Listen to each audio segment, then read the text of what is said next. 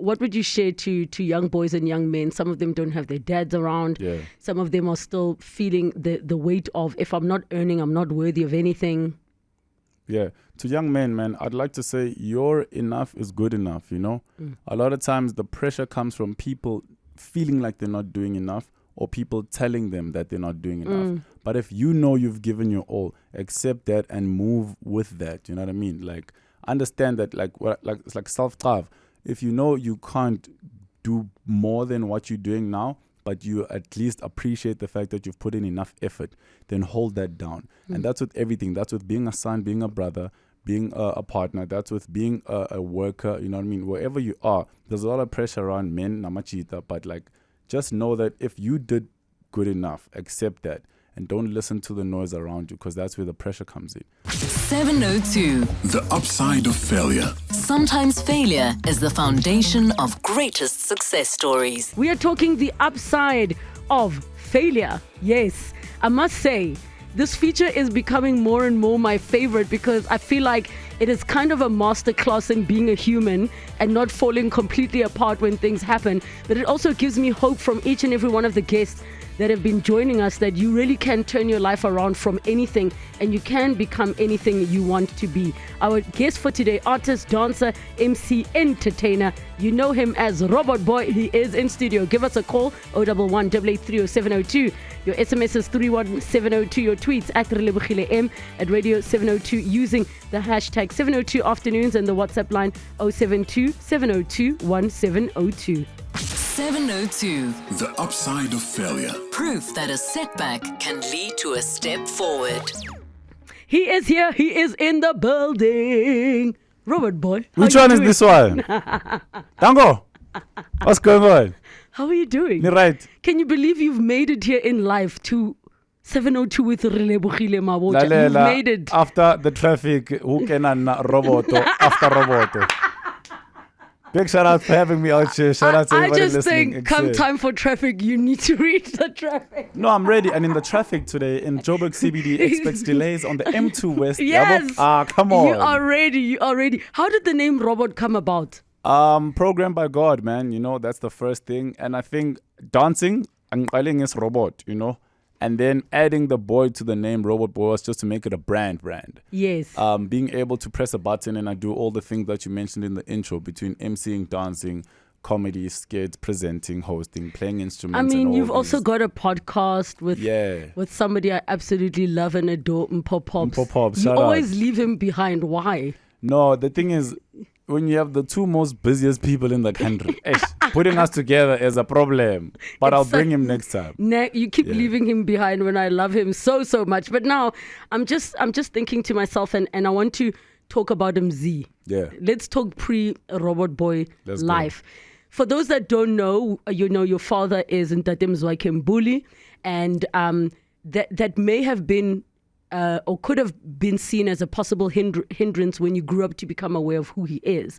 But I want to go back to when you were just you, Mzi, and your dad, Papa or Baba. Yes. What was your understanding of failure at that time in your life? Firstly, I like to commend you on that. That was very well put, because that's what people don't understand, is that to me, he was just Papa. You know what I mean? Papa. Exactly. So everything else that you guys see him as is for you guys. Mina ngibona ubaba, mina mangifuna icathulo ngicela icathulo. Angingeni ukuthi wenza ini nakuphi ngaphandle, you know? Did you see Beyonce's nephew, Solange's son, Jules? Now, him and Beyonce have a very close relationship, and he was in an Instagram live. And somebody was like, do you call your auntie? And he's like, do you call your aunties? She's my auntie. Exactly. She's Beyonce to you, but she's my aunt to me. Yeah, you know what I mean? Like, that's what it was, man. But growing up, as Umzi, there weren't too many failures, because I just believed in trying too much, you know?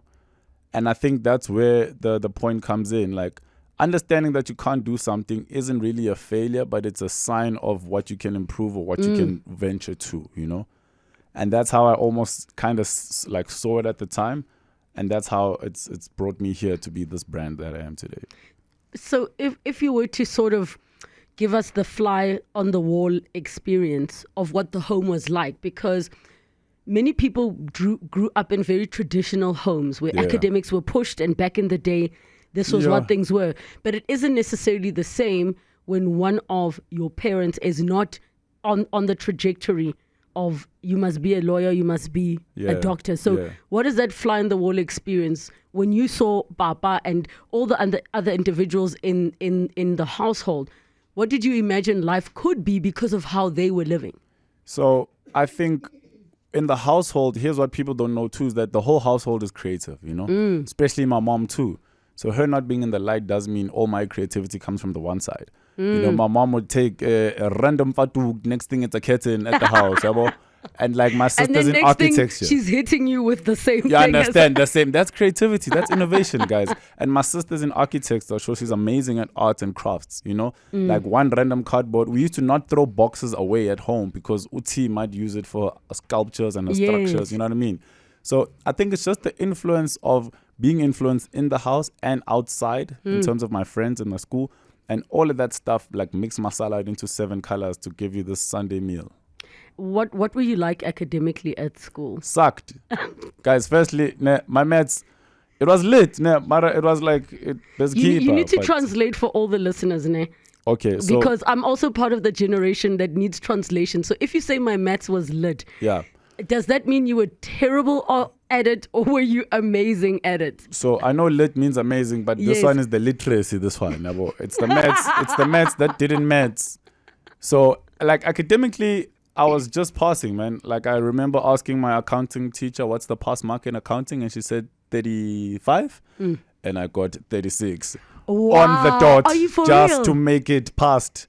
Are you for real? Yeah. So help me understand why though, because in my mind, and this is just from not knowing you outside of our professional interactions. Yeah. In my mind, you're those kids that are super smart, but because you also were a cool kid, it wasn't cool to be smart. Number 2, you seem like those kids, if you failed, you're going to be like, I failed, dog. And you would be like laughing about it. But you're actually really smart. You just didn't apply yourself and you just were too cool and you're in the dance crew. And then after school, you'd bunk just to like choreograph and then watch Michael Jackson's video just to get that. Am I right? Guys, is Lebu a prophet or what's going on here? I thought it was the Friday show. It is the Sunday prophecy. No, like real talk. Yes. Applying myself would have gotten me there, but I wasn't like dumb, failing dumb. But my mind was too creative. So my smartness and my understanding of smart comes from my creativity most of the time. Like at the time at school, I wasn't even trying to be in athletics. Like while people are running the long races, I'm dancing in the middle of the field. I was dancing at a house play. Like where is there dancing at house plays? People are acting. You know, I was always applying that creativity to creative and to arts specifically. And yeah, like I think that's where my academic side falls under. So I wasn't like a top A student because my mind has got so much going on. And I think I wasn't really into the academic side of it like that. And funny enough, you do mention a story of if I failed, I'm like, yeah, I failed and it's cool because not being smart is cool. I remember a teacher was trying to embarrass me in class because I was the class clown. And she was saying something like, Mbuli, you're laughing and you got 7. Tell the class. 7 out of 100. No, actually, she said, tell the class how much you got. Oh, that's like, she was trying to embarrass me, right? Because Yes. obviously now we're rowdy. It's like, you're laughing. Tell the class how much you got. And I said, 7, ma'am. And the class laughed because they're like, there's no way this guy got 7 out of 100. And it sounded funny. And I made it sound funny. And the class didn't believe ma'am. And then she was so frustrated because I told the truth. You were owning the moment. Yeah, it was the truth. And she couldn't fight the fact that I was honest because that's what she wanted. She didn't know it was going to play out like that. So be honest about the first time you saw a red, either either F or a 20-something that you know for a fact was a fail. When you were just by yourself as MZ, fine, you're done laughing, you're done dancing, now you're like, what is the conversation in your head? The conversation is obviously I need to do better, because growing up in a loving household and a loving family, you're always considering them. It's like, this is money my parents are putting into this thing.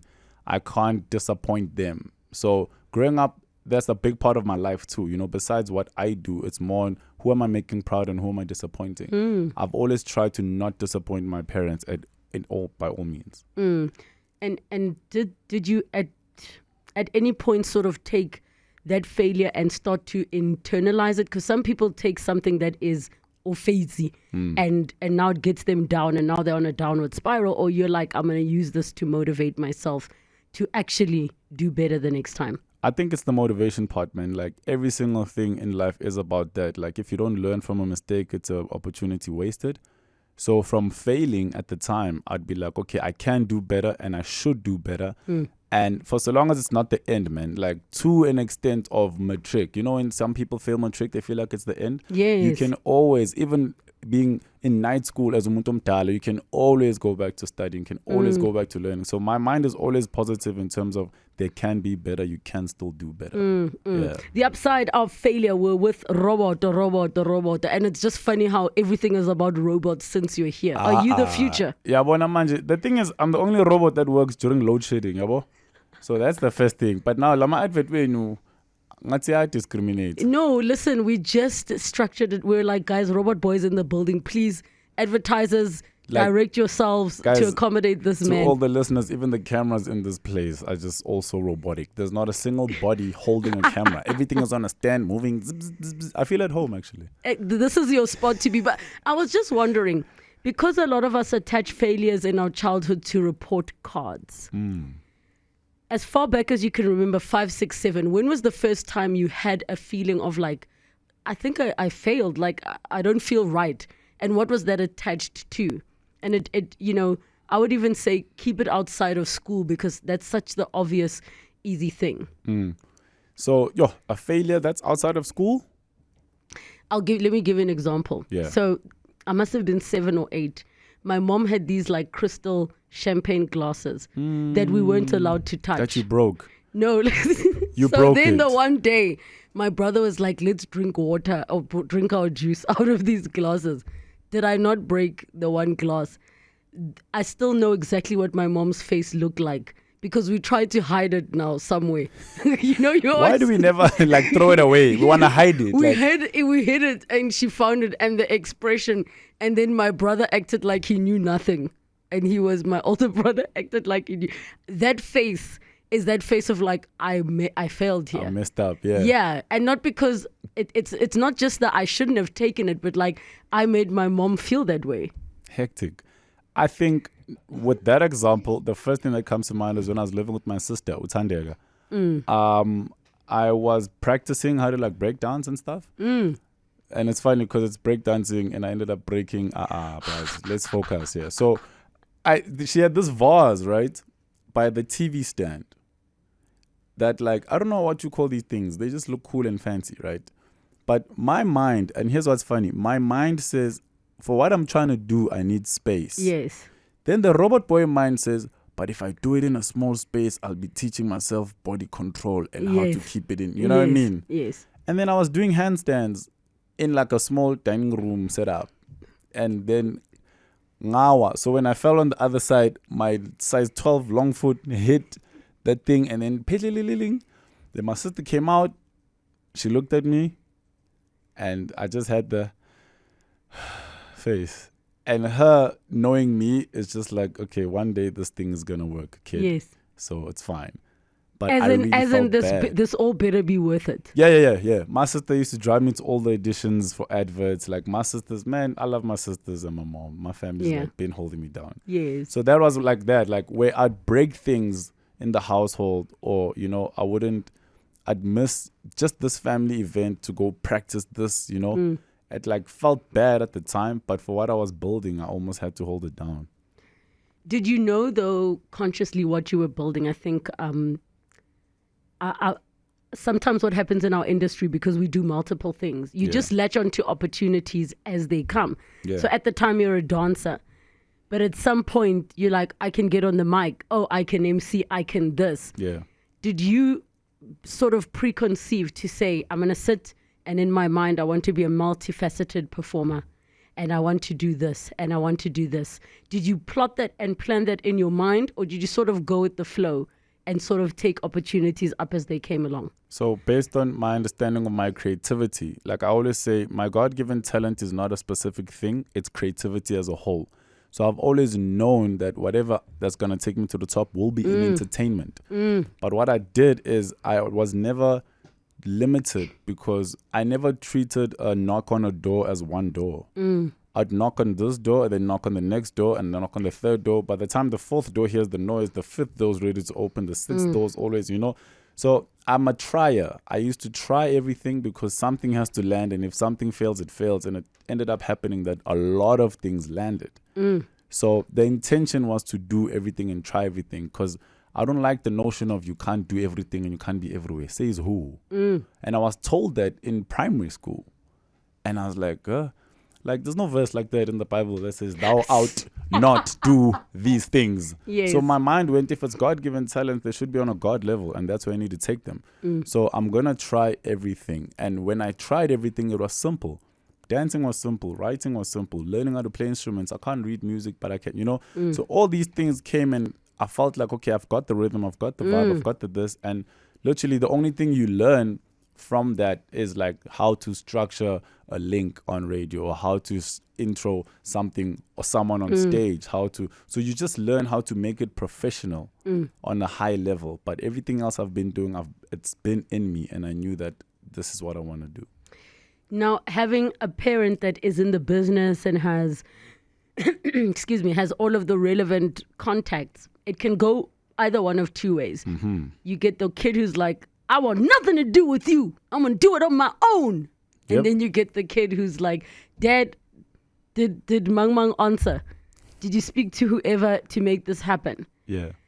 Which path did you take? And I assume that the journey changed along the way, because we start to see how they call it nepotism to make it seem like a negative thing. But if your parents worked hard to carve a certain path that their children can benefit, it only makes sense that you should be able to go to your dad and say, did you phone him or what? Yeah, so I wasn't that kid at all. Hence the name and hence everything else I'm doing. If a lot of people still don't know, and that's the better option, because for me, it's you don't choose where you're born, It wasn't a decision. I wasn't in my mom's womb like, all right, here's a famous family, let me go this way, November. But it's like, my mind went, I didn't choose it, so it's not for me to own. So I need to build my own thing. I need to start my own wave in my own platform. And to my surprise, that worked. And it worked and it worked, and it's still been the case. So not once and not ever did the plug come from. Yes. Yeah. If anything, I actually think I only found out who your father was a little bit later. And it might have been somebody making a comment in passing, and then I'm like, actually, when I see the resemblance. But to go back to what you're saying about people don't want you to do everything, do you think it's a very South African attitude? Because you travel abroad and there's no thing of like you can't own a restaurant and be an MC and do. But I don't know. It seems like a very South African thing, and I don't know if it comes from us not having. That's a tricky conversation, because it could either be us not having, or it could be the fact that some people don't see the potential in themselves to do more than one thing. So now they judge you for being on time for a show, to do the show because you need to leave for the next show. They like, no, but there's still some time. Why are you so time pressured? And it's like, I'm time pressured because I've planned my life and there's more things happening for me. If this is your only gig, you can't hate on the fact that I've got more things to do. So try find capacity in your time too, because we all have 24 hours in a day. I don't have more hours than you, So a lot of people, it's like you chose to not spread your wings or to not build capacity. So you can't hate on someone else that's doing more than you, because in the States, like you're saying, when you travel abroad, there's a lot of people doing more things. And it's like It's the norm in America to find a single mother working 2 to 3 jobs. Standard. It's the norm because of how bad the economy is. Do you do multiple jobs because you need to maintain a certain kind of lifestyle, because you genuinely just love everything you're doing? I love everything I'm doing. There's no lifestyle I need to maintain. I'm not pushed by responsibilities. I'm pushed by the passion. So like I'm locally dressed, the brands, I'm not a material person. Like it's just loving what you do, and it just so happens that it brings us money now, so it's funner, you know. And obviously when the boy gets a wife, when the boy gets married and gets kids, now that's what's going to start happening, where the responsibility is going to fall into the investments in the family and building. All right, we're going to take a break to head over to news. Are you standing by to see if you can help Karabo with the traffic? Lalela, the robot is green. Karabo, kena, kito, karaba. So we're going to see, Karaba's going to see how far. Karaba, the first mistake you come in, first, this is like a proper audition, yana. First mistake, reading from that screen. All right, so this is your prep time. Sfiso Zulu, time for Eyewitness News. It's 2:30. Sfiso, are you feeling nervous for Robot Boii? No, I'm not. I mean, with a name like that, he's got this. He's got this. He's got this. And it only makes sense to say traffic brought to you by Robot Boii. EWN Traffic. And in the traffic, in Bedfordview, there's an accident scene on the N3 south of the Gululis interchange, causing delay. In Benoni, there's bumper-to-bumper traffic on Rangeview Road between Dube and Tom Jones. In Onderstepoort, Pretoria traffic is sluggish on the N4 East between the R18, 18 Rand, to Roselle Road. In the other word, that one. Wait, say that again. What's the word? Questia. Yes. In Questia, there's slow-moving traffic on Linwood Road between Simon Vermeulen and Solomon Mahlangu. Traffic lights are out. Okay, Robot is here, but the traffic lights are out in the city of Johannesburg. Mvangeli Nzuza. Yeah! We'll have your next Eyewitness News traffic update just after 3. Robot Boii reading traffic. Nice one. Shout out.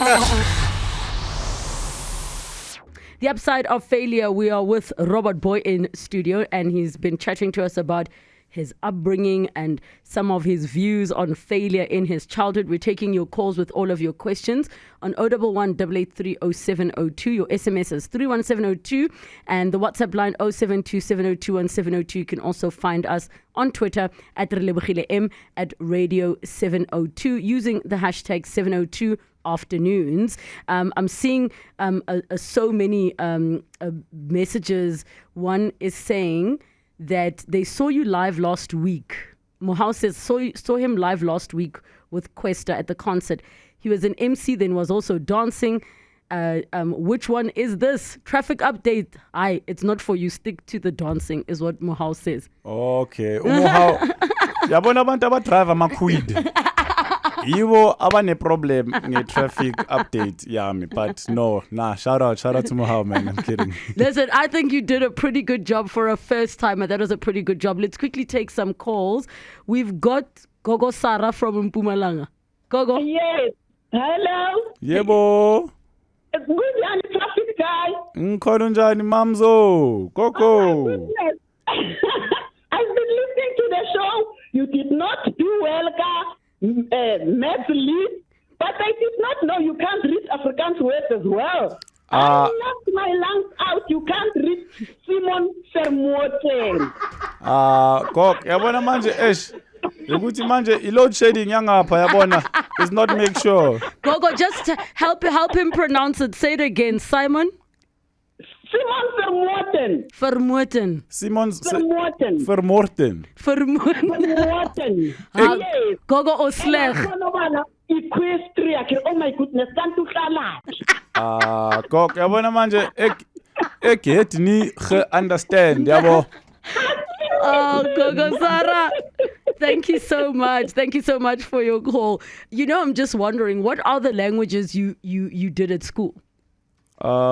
Zulu, English. So you're part of the generation that already had isiZulu as a second language option, because us millennials and older than millennials, ons het gepraat en geskryf en gelees. Het zobona phambili yabo.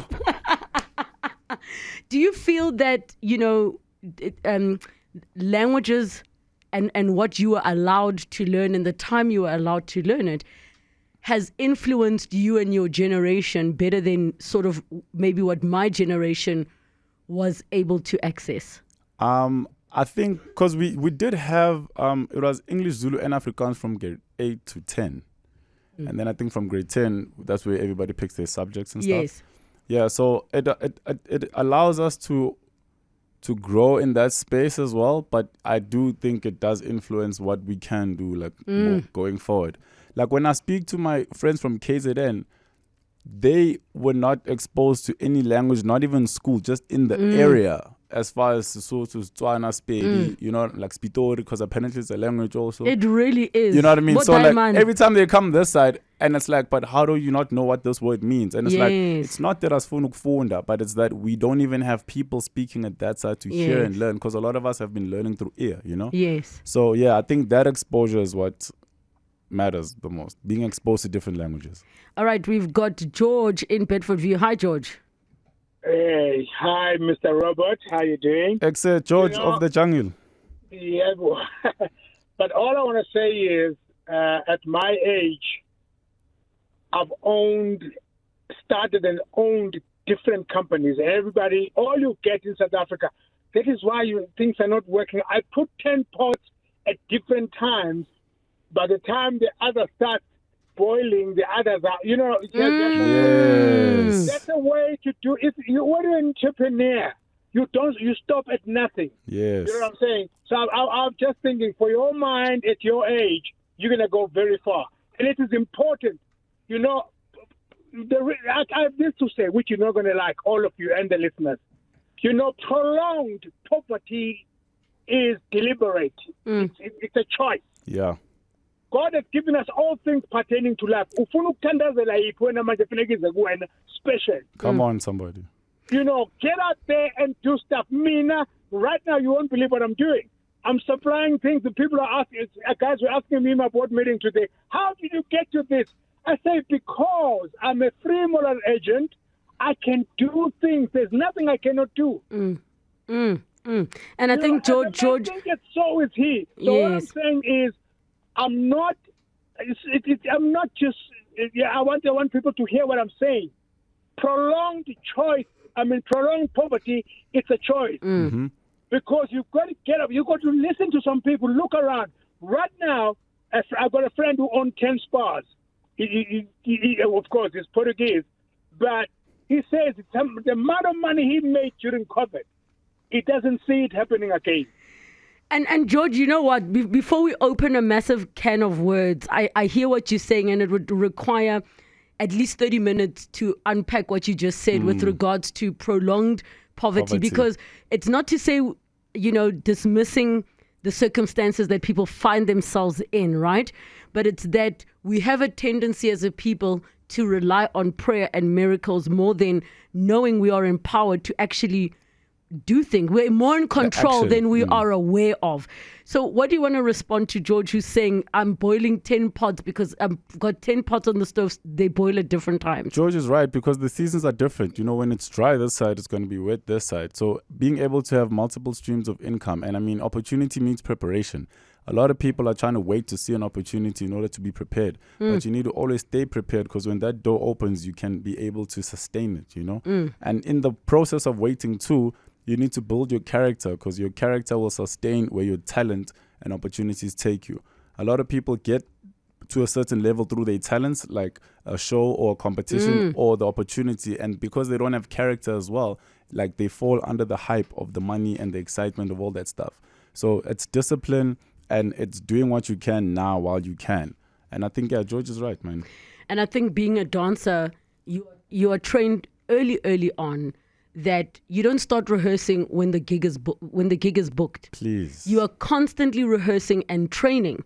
You are constantly doing different routines, because if you happen to be somewhere and some act doesn't show up, and they say you're already rehearsed. It's your time. And your song's even there. You just say DJ plug in and you're ready. Yep. And I think some of the art forms which rely on a little bit of talent and a whole lot of discipline already put you in the right mindset for that. True.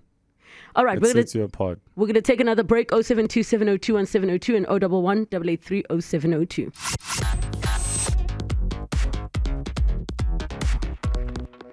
10 minutes to 3 o'clock on the upside of failure. We're taking your calls 011 8830702 and the WhatsApp line 07270210702. Any questions you've got of our guest, Robot Boii. We're going to immediately go to a caller. Tebogo in Baklu. How's it?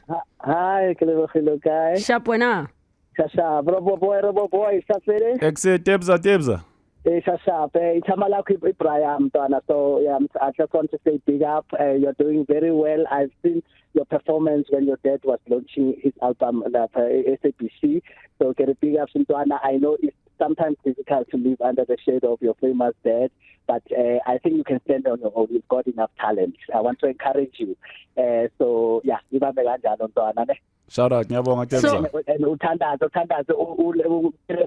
call to order.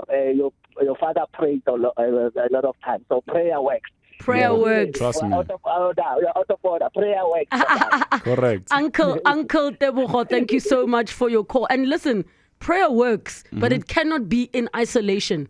God also gives you the tool to do what you need to do. I think where they misunderstood you is the fact that you were referencing faith without works is dead. Yes. So prayer is a form of faith. You're going down on your knees because you believe that God will hear the prayers, but He's also giving you the tools, like you're saying. The Bible says He's given us the ability to accumulate wealth. You know, and He owns a cattle on 1,000 hills. So the provision is all there. You know, and praying for something, yes, but now you can't pray for a job and don't go out to go give out your CV. So the prayer comes with the action. Yes, indeed. All right, I've got some WhatsApp messages. What a humble young man you have in studio as a Unajita organization that empowers and develops young boys, Ekasi.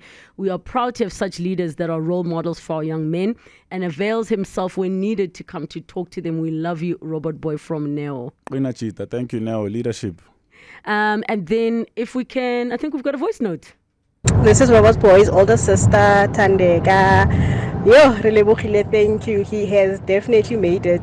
He's making us, the oldies, relevant today. But I just wanted to say, it's been a journey. Well done. And I love you very much. All for one. And one for all.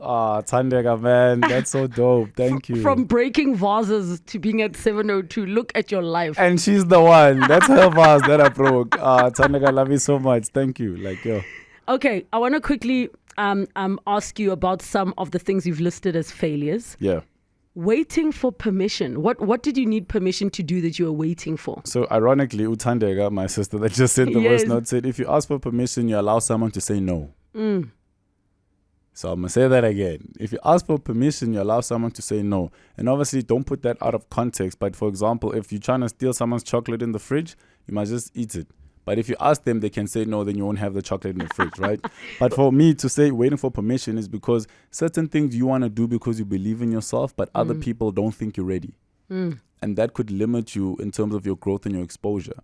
So for example, like we spoke earlier, if you're saying you must always be ready because someone might not be able to perform and they need you to quickly jump in, there's a person that would have thought you're not ready, and that's why I hadn't put you on the list. But now that we need a filler and a gap, they put you on and then you shut it down and you impress them to show that you're ready. So that's the first thing, waiting for permission instead of just doing what you do, especially now in the internet age. There are no gatekeepers on the internet. And I would also even put hand-in-hand permission with validation, because sometimes you're waiting for that specific person. Oh, if my dad didn't say he's proud of me, then it's not. Yes. Self-love. I like that. Trust. Am I officially a part of the Gen Alpha? You're inside, label. I'll put you in. My whole team is saying no. All right. The next one is not seeing certain opportunities. What are these opportunities that you missed? So not seeing certain opportunities. This is a pro and con because some people say, "Yo, I've got this. Would you like to come do this?" And I'd say no because I'm trying to also build this thing. So certain opportunities like, would you like to come do this here? And me not agreeing to a certain gig. So it's a thin line between being thrown in the deep end and knowing that you can swim and trying to perfect a dive to know that you can swim, you know? So that's what it is for me. Like I've got a lot of self-drive and I criticize myself a lot in terms of the stuff I put out. So I've got a message here. I'm only just finding out that you and I have the same pastor. Oh, crazy. So the message says, I see Mzi is there with you. He is Mzansi's most talented. Tell him I say hi. He's my spiritual son and disciple. He's going places. # love to see it. It's from Pastor Archie. Oh, Arch Bilankulu. What up, Arch King? Shout out. Pastor Arch, yes. Like, That is dope. you know, No, I Pastor didn't Arch know. is too dope. Is he not amazing? And Did you look guys at used God. to? Did you used to dance together with him? So just after he stopped dancing, You started. that's the generation we came in after. Yeah. Yes. Arch King. Yeah. I'm still, I'm still yet to see this man dance. No, he's amazing. But I he's too cool. He's like the coolest. Can I tell you something? Me being saved and born again like that, it was king, man. He was wearing purple Jordans, a hoodie, bathing ape, swagged, you know, like I was like, look, man, Christianity is not boring. And if that's what it can look like, then he's the guy. So Yes. shout out to Pastor Arch, man. Yeah. Oh, nice one. And then the last one, branding the name late. Why was that such a bad thing? Because I understood branding late because I was chasing careers. If you chase a career and that career ends, you die with the career. But if you build a brand, you can change careers and still be relevant and on top. What would you like to say, particularly to young men? We know that a lot of the resources and energy are placed on empowering young girls and women. I'm a mom to a 2-year-old. What would you share to young boys and young men? Some of them don't have their dads around. Yeah. Some of them are still feeling the weight of, if I'm not earning, I'm not worthy of anything. Yeah. To young men, man, I'd like to say your enough is good enough, you know? A lot of times the pressure comes from people feeling like they're not doing enough or people telling them that they're not doing enough. But if you know you've given your all, accept that and move with that. You know what I mean? Like, understand that it's like self-love. If you know you can't do more than what you're doing now, but you at least appreciate the fact that you've put in enough effort, then hold that down. And that's with everything. That's with being a son, being a brother, being a partner. That's with being a worker. You know what I mean? Wherever you are, there's a lot of pressure around men, namachita, but like, just know that if you did good enough, accept that and don't listen to the noise around you, because that's where the pressure comes in. And your surroundings is very important. You know, the people you carry around you are very important to you, and who you listen to. Yeah. Mzi, it's an honor, a pleasure. I thank you. Ke lebogile, ke a leboga. Wait, one more. Robot_Boii with 2 eyes. Yeah. BOII. Let's hear you bolela ka Setswana o ka Sepedi. Ka Setswana. O nyaka ke reng? Nteboge. Ko teboge. Good luck. Abo. Ke tlo re ke nkare ke a leboga or ngitseng ya bonga or ke re ke a frostana. That was perfect. And don't forget his traffic career started right here on Yes. 702. Please. Robot Boii, ladies and gentlemen. And more flavor in the building.